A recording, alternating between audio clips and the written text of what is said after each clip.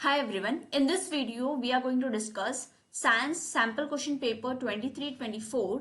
This is the fifth part जहाँ पे हम सेक्शन E के क्वेश्चन डिस्कस करने वाले हैं। तो क्वेश्चन नंबर 37 में हमें एक टेबल गिवन है जो क्विजेस के कुछ हिंट हमें गिवन है। इस हिंट के बेसिस के ऊपर हमें दो क्वेश्चन है जो सॉल्व करने हैं। तो हिंट नंबर 1 कहता है कि सब्सटेंस सी जो है वो एक प्रिजर्वेटिव की तरह यूज किया जाता है।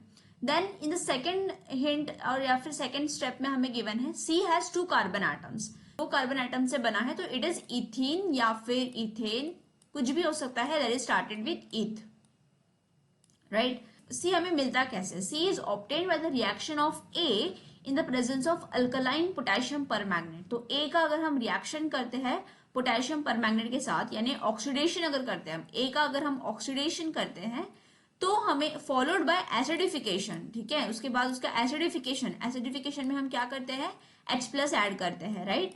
तो अगर हम फर्दर उसको एसिडिफिकेशन करते हैं then we will get the सी।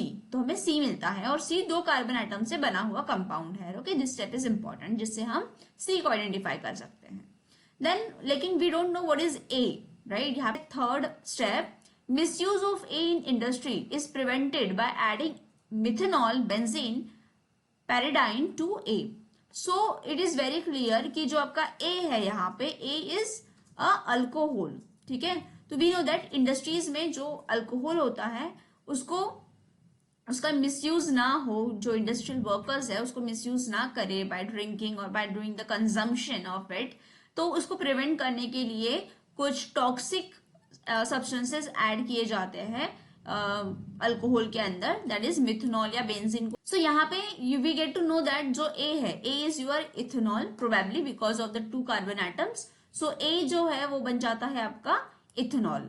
फिर हमें पता है कि इथेनॉल का जो इथेनॉल से जो हमें मिलता है ऑक्सीडेशन करने के बाद वी गेट इथेनोइक एसिड। तो यहाँ पे जो सी है, सी इज योर इथेनोइक एसिड जिसको हम एसिटिक एसिड भी कहते हैं। And very truly first step जो है, फर्स्ट हिंट भी यहाँ पे सेटिस्फाई करती है। We know that acetic acid को विनेगर में यूज करते हैं। तो vinegar is nothing but the acetic acid plus water जिसको हम प्रिजर्वेटिव की तरह यूज करते हैं।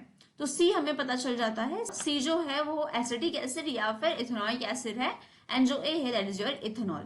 Now let's see the step number 4. F is formed on heating A in the presence of concentrated sulfuric acid. So अगर concentrated sulfuric acid में अगर हम इथेनॉल को हीट करेंगे तो हमें डिहाइड्रेशन की प्रोसेस होगी और यहां से वाटर जो है वो रिमूव होगा and we will get F that is ethene. Ethanol से हमें इथीन मिलने वाला है। तो यहाँ पे जो F है, F is your ethene.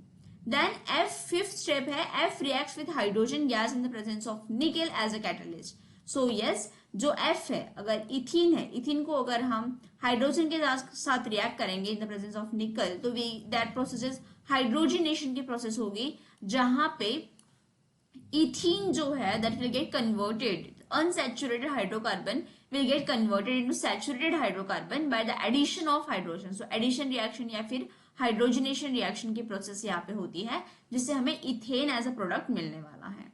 Okay, now let's see the question. So हमने we have solve all the hint, हमने पूरे हिंट सॉल्व किए हैं।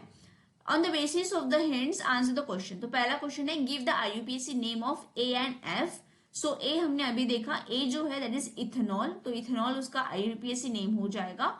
और जो एफ है, F is your ethene, so we can write over here. Okay, so this will be the IUPAC names of A and F. Then illustrate with the chemical equation the chemical changes जो हो रहे हैं A2C and A2F। So in order to get this let's see the answer. Here you can see that जो A है that is ethanol, जो हमने identify किया था, इथेनॉल को जब ऑक्सीडेशन होता है अल्कलाइन KMnO पोटेशियम परमैंगनेट के साथ जब हीट करते हैं तो वी गेट सोडियम इथेनोएट, यहाँ पे सोडियम इथेनोएट हमें मिलेगा। और जब उसका हम फर्दर एसिडिफिकेशन करते हैं, जब H+ उसके अंदर ऐड करते हैं then we get ethanoic acid that is acetic acid CH3COOH। This A2C ये रिएक्शन होगा।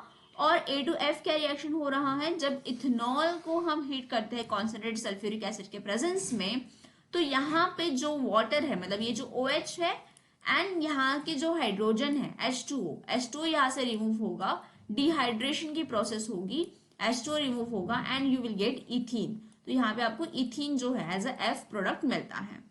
Okay, so this is the two chemical reactions that is happening over here. Next आपको पूछा है name the chemical reaction which occur in step 2 and 5।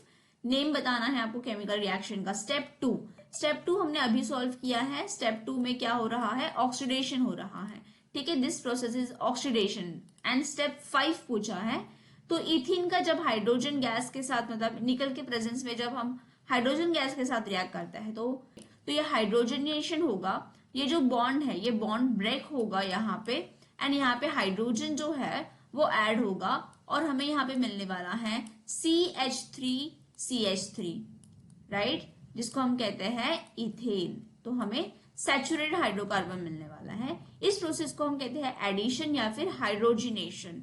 Okay, and जो पहली step है, second step है, that is oxidation.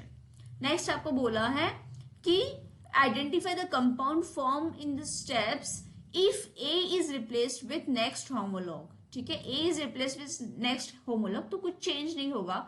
Next homologue जो है ethanol का दैट इज प्रोपेनॉल, तो यहाँ पे प्रोपेनॉल आ जाएगा, 3 कार्बन कंपाउंड आएगा। यहाँ पे आपको इथेनोइक एसिड नहीं मिलने वाला है, यहाँ पे और एक C कार्बन ऐड हो जाएगा, तो आपको प्रोपेनोइक एसिड मिलेगा यहाँ पे।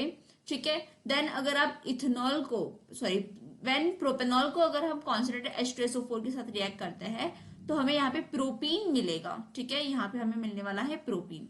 तो A जो है, A will be your propanol, जो आपको F मिलने वाला है, F is going to be your propene. Again अगर आप प्रोपीन का हाइड्रोजनेशन करते हैं तो you will get propane. Okay, so these are all the steps that are going to happen. So I hope this question is clear to you. Thank you.